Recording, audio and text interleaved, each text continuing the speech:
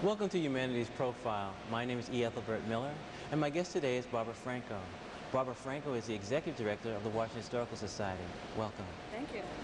We are standing in the old historical Carnegie Library building, and I was wondering if you could tell us something about the history of this site. Well, the Carnegie Library was opened in 1903 as the first public library of Washington, D.C. It was a gift of Andrew Carnegie to the people of Washington, D.C. That was during the commissioner system, so there wasn't really a city government. And the building then became part of Washington's infrastructure and served as the public library for the city until the new Martin Luther King Library was built in the 1970s. And then later on, this site would also be part of UDC. Right. When the new library was built, they moved everything to the new building, and this was then turned over to what was then the Federal City College, and they were planning a downtown campus, and the land just north of here, which is now being used for the convention center, was originally envisioned as a downtown campus. Then when they united with UDC, and that campus was never built, this building became kind of orphaned from the main campus of UDC. So we're really glad to be able to bring it back into full use for people in the city. Well, it will be in full use in 2003, when this will be the site of the new City Museum. In terms of preparation for that, what are some of the things that you feel have to be necessary in terms of us to have this building ready by then? What has to be done? Well, it's a lot of work. The building is actually, people who come through are always impressed with what good condition it's in. Over the years, it has really lasted and weathered beautifully. So we're not going to be changing the interior of the building that much. It will be really very easy to turn it into a museum and use the existing spaces.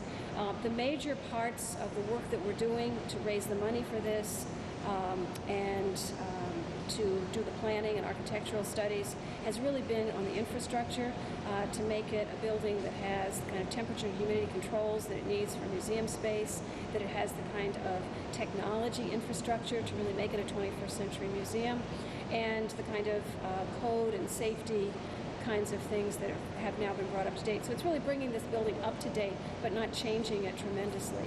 How many cities have city museums? Quite a few. In this country, there are city museums in Atlanta. Chicago has the Chicago Historical Society. The Oakland Museum is well known. Many small communities have museums. Sandy Spring has its own museum right here locally.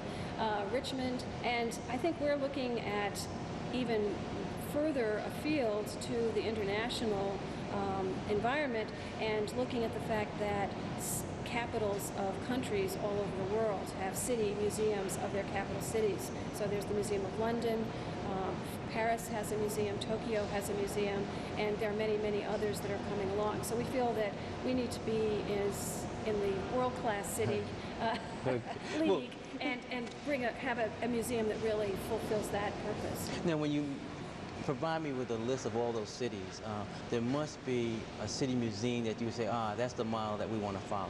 Well, perhaps the Museum of the City of London, which uses archaeology and has been, was when it opened in the 1960s really on the cutting edge. So I think we want to build on that model, but I think we're really looking at the fact that we will be one of the first museums to open in the 21st century because we're opening early in the century, and we are really looking not just past to what models we can borrow from, but what models we can provide as we do this project and really create a new idea for museums. Now let me be critical here for a minute. When I listen to you say that, I look at one of your new neighbors down the street, MCI Arena. I remember when that was being planned, people would say it's going to be state of the art. You could jump with Michael Jordan on the court or whatever. But then you run into the money problem in terms of, we would like to have the state of the art, but it means you have to put money behind it. Do you see maybe some of your ideas being hampered by the inability to raise funds? We are actually looking at this, I think, in a very modest way. When I say 21st century, it doesn't just mean the last piece of software or hardware off the shelf. Right. And in fact, I think the 21st century is much more a challenge of thinking differently, not just adding a piece of technology to the way we think already. And so for us, the real challenge is to think about museums in a completely new way. And for some years, it has been dawning on me that the field that I've worked in for my whole life has really changed during that time, and that where museums used to be about a facility that you stored things in or exhibited things, that now we're in the information business. And in many ways, instead of being a container of information, museums need to think of themselves as channels for information. And that's the kind of really basic reorientation I'm thinking about, even though it may not have all the bells and whistles that are expensive, but changing the way you think is the way you need to start. Let's keep that thought in mind, and let's look at what's happening in our city and where people are talking about museums. We have the Holocaust Museum, which seems to be very exciting to people, especially tourists and people here, and it challenges you in a number of ways. We also know that there's been a focus on developing a Native American museum as well as an African American museum. Looking at your neighbors, I'll call them that, are they looking at the museum in new ways, where you could perhaps piggyback on their, conception papers or research? Are there things that you can learn from people who are developing museums right here in this city? Definitely, and I think the lesson that you can learn from each one of those museums that you've named, and I think their success is going to be dependent on how well they've thought through what that museum needs to be. The Holocaust Museum stepped out into completely new territory. It looked at the museum not as a collection of artifacts, but as an experience, as something that you went and did and experienced as a kind of a total experience. It was like no other museum that people had been to, and it absolutely fit the subject matter that they were presenting. So like the Vietnam Memorial. Right. To just take what the Holocaust Museum did and say, well, I want one of those, doesn't work, because you need in each case to take what is the information, what is the story you're telling, and how do you shape the form to fit that content. The Indian Museum has really been taking years, which no one will ever see, to really study how do Native Americans see artifacts? How do they view their collections in a completely different way? These are not artworks, these are part of their culture. How does the new museum orient itself to supply and to respond to that, so that there are, I know that one of our staff members just viewed the new storage facility for the Indian Museum, which has all kinds of its orientation in terms of north and south, its relationship to the sun. These are things that museums in the past have never thought of. And part of it, I think, in each case, is that both of those museums, the Holocaust Museum and the American Indian Museum, have really gone out and asked the people whose stories they were telling, how should those stories be told? Okay, and that's very much the methodology that we are looking to borrow and copy in the City Museum. Okay. Let's go back and look at how the idea of a City Museum develops here in Washington, D.C. Who are some of the people who helped shape this vision that's going to be, we're going to see finally materialize in 2003? Well, the idea of a City Museum is not new.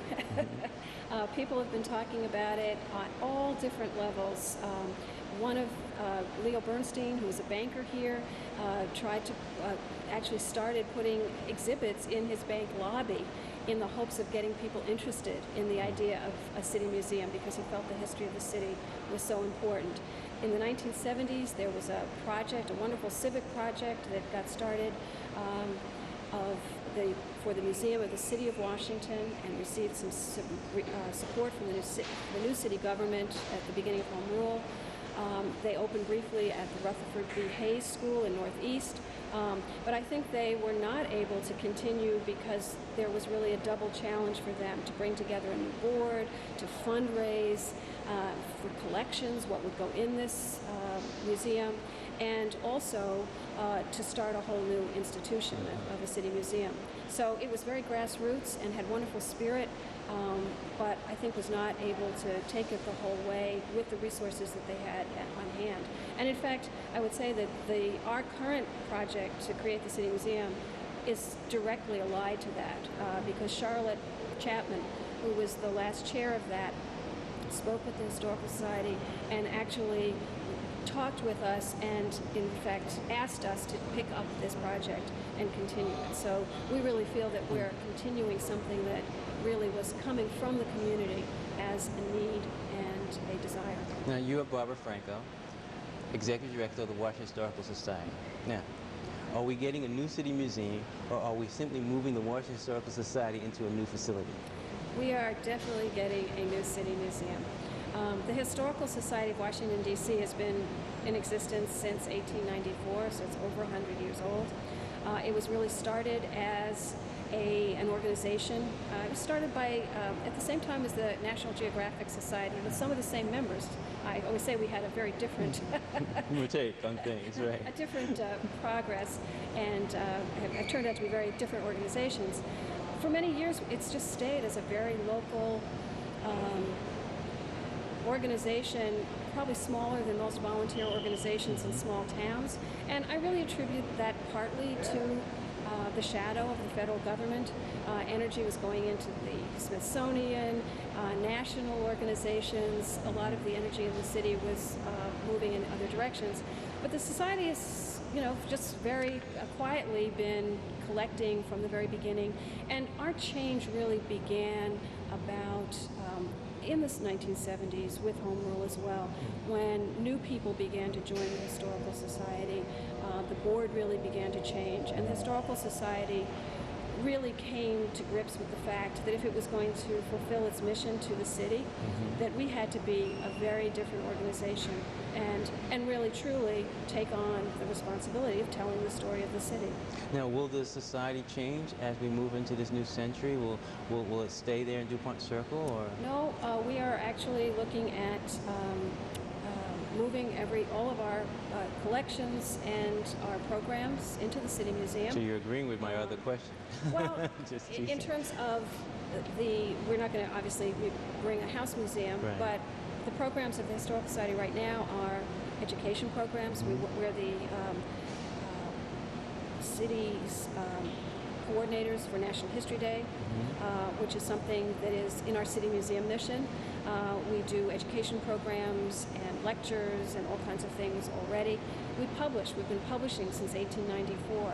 So Washington History will continue to publish and become the publishing side of what the City Museum is doing. It sounds as if Barbara Franco is going to have to wear 3 hats. No, I'm just going to have to hire a lot more staff. Okay, all right, thank you. Okay, we'll cut here. I'm going to move it. You recording, Mike?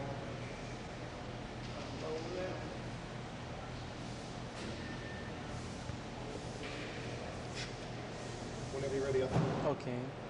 Barbara, let's talk about why museums are important in terms of for people growing up, for the adult population. I mean, what do museums do? Well, it's interesting. The American Association of Museums has done a study because they were curious to find out what did people think they were getting from museums, or what were they looking for from museums. And one of the things that they've discovered is that museums are seen as really trustworthy sources for information, and especially history. So people, in one national survey that was done, people said that the most authentic way to get information was from someone who had lived through an event or from a member of their family. You go and ask your mother, what was it like to be somewhere, or your grandmother. And number 2 were museums, which puts a tremendous responsibility on museums for being not only trustworthy sources of information to tell people about the past, but also trustworthy repositories for people to tell their past and to collect it. So I think that is really a major role, and it's something that communities expect from museums. I also think that museums are looked at as civic spaces. One of the things that we're looking at here at the Carnegie Library in the design was to keep enough spaces for public gatherings, for classrooms, for people to come together. One museum that I know had as their mission statement as a safe place for dangerous ideas. Let's talk about the dangerous ideas. We know over the last few years that museums have not just been these safe places. They have been a place in which the cultural wars have been played out, the battle over interpretation, what should be exhibited, how should it be exhibited, whether it's we're talking about, World War II. Let's deal with that. I mean, and how do you handle some of these issues which are controversial? Well, I think that the difficulty of handling controversial exhibits and topics is directly tied to authority. And how is that authority exercised? When I was previously working in Minnesota at the Minnesota Historical Society, we did a lot of research with people around that idea of difficult subjects because we wanted to know how would people want to do that? Was this something they just didn't want us to deal with? Or what was their comfort level in dealing with difficult topics? What came out loud and clear in that and other studies that I've seen is that people are perfectly willing to deal with the most difficult subject, but they want to see they want to get as much the primary sources as possible, and then they want to spend some time thinking about what they think of it and judging those primary sources. So when museums are trustworthy in terms of putting out the primary materials, the authentic voices, the accounts of people who have lived through this, of different perspectives, the public is more than willing to approach those subjects, to get involved with them, to really grapple with them. What the people don't want is to have a museum or anyone say, here's the answer. Okay. So I think in terms of dealing with questions, having those kinds of conversations that the humanities likes to foster is exactly where the public is, and it's what the public is very hungry for. And we hope that the City Museum will be a place where those things can happen. Well, let me give you 3 historical periods and have you talk about how this is the pop question. How the museum might approach these topics. One is one that we know we have to deal with, the formation or development of the city. The second would be slavery and the Civil War. A third, a little more contemporary, would be the riots of, like, say, '68. How would the museum attempt to deal with these topics? Well, I think in each case, one of the approaches that we're looking at is to, as an overall way of dealing with history, is to look at history as kind of an intersection of events and people. And Washington itself is a place where ordinary people intersect with extraordinary events. We've just experienced that recently. And if you go through the whole history of Washington, that is shown over and over again. So you can take each one of those topics and say, how have ordinary people interacted with these extraordinary events? And to look at it not just from one point of view or one perspective, but from a number of perspectives, in which case you are looking at it more in 360 degree, which gives you more the sense of what would it have been like to be in the middle of those events and to really be able to put yourself into it. That's where museums begin to become experiential, and experiential learning is really taking place. So the founding of the city, well, how did it feel to be one of the people who owned this land originally? Right. It wasn't such a great deal. Right. How would it have felt to be one of the first government workers coming to this city that was only getting built and was still just in its beginning stages? It turns out that one of the constants throughout Washington's history has been finding a place to live. There was a housing shortage in 1800. Housing shortage now. And there's a housing shortage now. So it's kind of an interesting way of not just looking at events in isolation, but looking at them within the context of other things. Now, when we come into this building in 2003, how will these ideas fit into the actual space? I mean, if I'm walking through the door here off Mount Vernon Square, what am I going to see first? Well, the first thing we want to do in the main hall is communicate that people are welcome. That's one of our central messages for this museum. We want people to know that they're in a place, in a museum. And we've been talking about putting out figures of different historical figures, of different things that could be changeable, so that you would meet some people. Because our second message... You can have people walking around like Walt Disney at the Disneyland. They might be in costume. Right. That's difficult to do and can sometimes be hokey, but it could also be just figures, blow-ups of people. There's a thing in the movies that they called standees, where you see the characters. But it's setting the stage, basically, for an experience, and that you're going to meet people. You're going to meet real people. And that's our second message. Real people live here.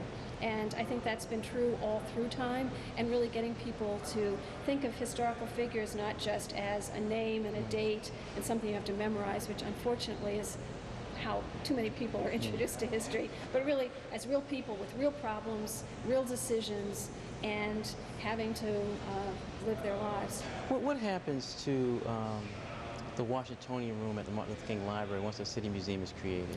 Well, we've talked a lot about how we can integrate more closely, and I think we're already doing that to a large extent. The two collections are actually very complementary. The Historical Society has more early books. We have a lot of personal papers, family papers. We have a lot of photographs going back earlier because we were collecting earlier. We also have a lot of archives on business. It turns out we have one of the best business collections. We have the Woodward and Lothrop archives, the Hechinger's archives. We have the archives of a man who had a dollhouse business here in Washington. So large, small, and I think that's one that we'll continue to collect. Washingtoniana is much better on all of the sort of official documents of the city, the history of the city government itself, political history. So I think, and of course they have the Star Collection, which is a wonderful Washington Star 20th century collection. So I think putting those two together, you can't, anybody that's doing research in Washington usually finds that they can start either place, but they're probably going to go to both. And the proximity now to the Martin Luther King Library is really a block away, 2 blocks away. As I said, most college campuses have libraries that are further apart than those 2 libraries will be.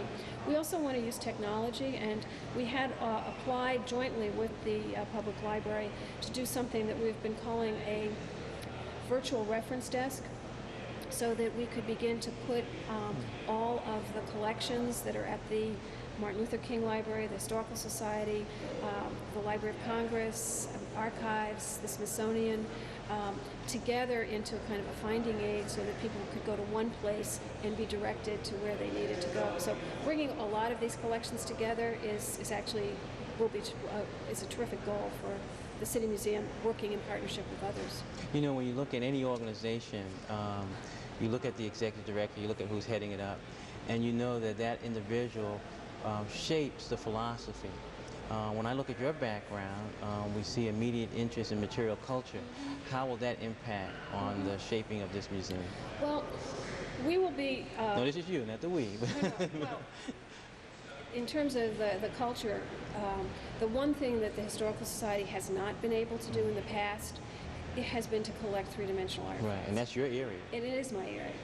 So we will continue to collect paper materials and archives, but always as primary sources, not secondary sources. We are not going to replace the public library in any way, shape, or form. We're really interested in those primary resources. So whether the primary resources are a photograph, ephemera, or three-dimensional artifacts, that's really what our mission will be. So we will have a collection that is much more oriented toward a museum use, in addition to its ability to be used for research. And along those lines, we've been talking with Nancy Kasner at the Office of Preservation Office, to become the curation facility for the city's archaeology collections, which are a collection that has not had a permanent home and has no access. So that might become the kind of nucleus of a three-dimensional collection for us, with more things being added. And we have begun to collect more three-dimensional, but always within the limitations of space. Right, I was going to say that because I know you have an interest, for example, in furniture. Right. You can't put too many end tables in the same room. No. And I have to say that my own research interests have changed over the years. So although I started out my life in museums as a decorative arts curator, I have become much more interested in how history and communities interact.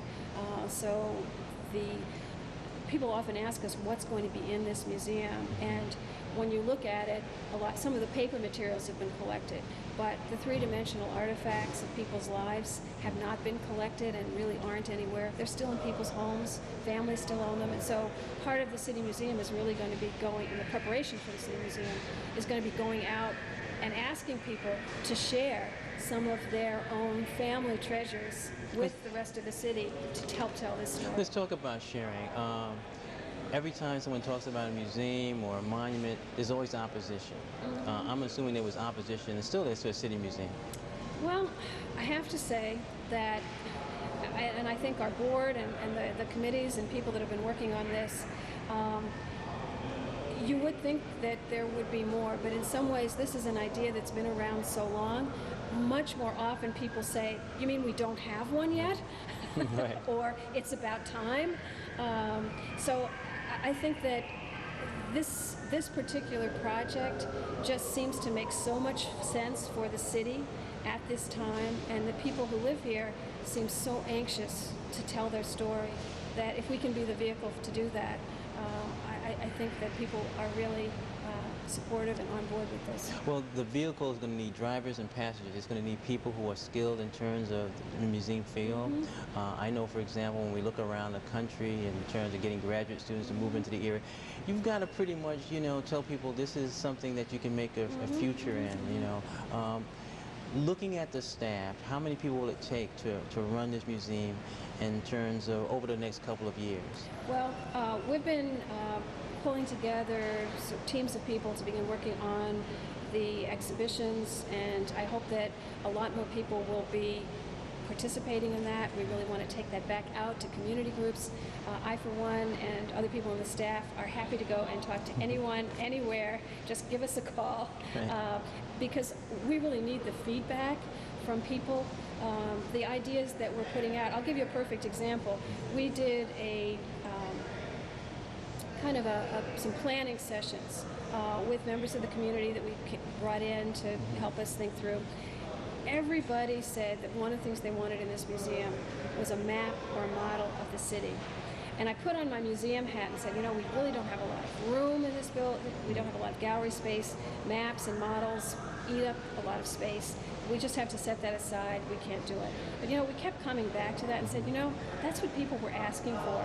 And our designer has actually been able to find a way to incorporate that into our overview gallery in a way that we will actually have enough space to do that. So that actually is becoming the centerpiece of that. And it's directly, not because I thought of it, Okay. but because that's what people kept saying they wanted. And that listening is an extremely important part of the success. Now, maybe you just answered this, but I know that when we look at museums, you know, around the city, around the country, if we're looking at why there's a line outside the museum, it's because it's something that museum has, whether they're showing some sort of special film or somebody wants to look at the dinosaur. I'm from Phoenix or Salt Lake City. What's going to force me to stand on the line? Or are there going to be lines outside to come in? I mean, what's going to be the heart and soul of the City Museum of Washington? Well, I think it's going to be different for different people. We've recognized from the very beginning that we have different audiences. One audience is the people that live here, and they're going to be coming to see themselves, to see their families, to learn about the place that they live, and have a very sort of intimate and personal relationship. We're also going to have visitors to Washington, and one of the things that I've certainly learned about tourists here in Washington is the most valuable thing that they have, and the thing that is scarcest for them, is their time. This is a city that has so many things to see and do.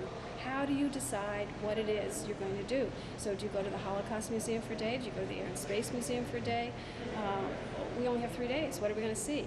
So one of the things that I think that the City Museum will be able to offer visitors is a way to see an overview of the city, to really understand the city, and then make better choices about what they might want to go and see. But to leave not with just, oh, I saw this and this, but say, no, I understand the city better. I can go home and say, I was in Washington, D.C., and this is what that city is all about, which I think you can't get now from just going to 2 or 3 museums. Now, you know, Barbara, we look at our city here, and we look at some of the existing museums. Let's deal with the Smithsonian. We know from time to time, they've pulled in people from the community, as advisors, sat around a table and said, look, how do we get people, the DC residents, to come down to these museums on, say, a Saturday or a Sunday, okay? Sometimes you look up, but people just aren't there. It's going to be the City Museum of Washington. Is there any guarantee that the people are going to actually come? Even though you have these wonderful things down here, it seems like, how do you get somebody from northeast, southeast, on a Saturday, after they wash their clothes or whatever, to get on the train and come to the museum? Well, I'll tell you what I've learned from years of being in museums and discussions about this problem and this issue for museums all over the country. People need to see themselves. And if people find themselves in the museum, they will come. And I think it's just that simple. And which would bring me to our third message for the City Museum, which is no matter who you are, you have a connection to Washington, D.C. And I think that's true particularly for the people who live here. What is their connection to Washington, D.C.? How do they fit in to this city? Through their neighborhoods, through their churches, through their organizations. And it's also true for people that are visitors. This is a city that doesn't only belong to the people who live here. Well, let's single out some groups of people who live here, and you respond in terms of what type of support they're giving to the City Museum. Let's start with our school system. When we talk about museums, we immediately would think of teachers. What type of relationship will you have with the DC school system? Well, I hope by the end of this month we will have a much stronger relationship with the DC schools. We have, with them, applied for one of the Department of Education grants, which is a 2-year grant to help improve the teaching of history through primary sources, starting with teachers and teacher training and how to use primary sources and what those are available, and then beginning to develop model programs and teaching in the schools. By the time we open in 2003, we hope that we will have a very close relationship, that we will have programs for teachers that will have already prepared them how to use the City Museum as a resource to much better advantage, and an opportunity for a really intense ongoing relationship as well. And what about the political structure? The political structure in terms of the support from city council, mayor? I think that we've talked with just about all the city council members, and many of them are extremely enthusiastic about this. I think they see it as a face for the city, as a symbol of the city, as kind of a civic way of bringing people together, letting people know. Museums and history museums in particular are really in the identity business. People come to find themselves. And I think that people in the city government, as we're working with neighborhoods, as we're thinking about how do we bring everybody into play, the City Museum can become a focal point in that. One of the programs that we're really looking at and very excited about is we have 2 small galleries in the building right off the main hall, and those are going to be community and neighborhood galleries where we can have constantly changing exhibitions on a specific community, a particular ethnic group. It could be a church community, any different way that people want to define themselves as a community or neighborhood. And those exhibits might be done here in the City Museum with that community and then go back out to the community. Or it might be an exhibit that's developed in a community and then comes to the City Museum to be shared with the whole city. Let's deal with some hard questions. City Museum, you talk about interpreting people's history, documentation, things of that sort. We know that when we look at Washington, D.C., the issue of race has been a key issue. Okay? I'm an old person, maybe Northeast or something like that. I'm in my 80s or 90s. I've got a lot of family stuff. I'm an old Washingtonian. I may not want to give my family stuff to the City Museum because Barbara Franco is not African American. How do you deal with issues like that? Well, I hope that people won't think about giving things to Barbara Franco because I'm not going to be here forever. But you know how people think. You know And I hope the City Museum will be. I think that goes back to trustworthiness and being a trustworthy organization. I've been here now. What about staffing also? Because Oh, absolutely, and that's a part of it. I would say it's not just who the director is, but it's who the board is, it's who the staff is, it's who the volunteers are. It's how are people being involved, and I think that that's essential, and one that we've been working on for a long time. one thing that you also have to work on for a long time and continue to do is fundraise and make sure that strategy is in place. How are you going about in terms of getting money to make sure that once the doors open in 2003, they're kept open? Well, that's been a huge concern. We are now in a capital campaign to raise $20 million, and we're just over the $13 million mark at this point. Toward that $20 million goal, we are also negotiating right now for a tax-exempt revenue bond for an additional $10 million, which would bring us up to the $30 million that we need to open the building and also to have some endowment, which is part of the sustainability.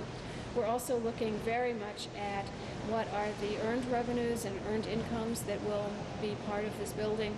Obviously, events here in the building, our shop, different things that we will be able to do so that this will be self-supporting and sustainable. Okay, we'll cut there.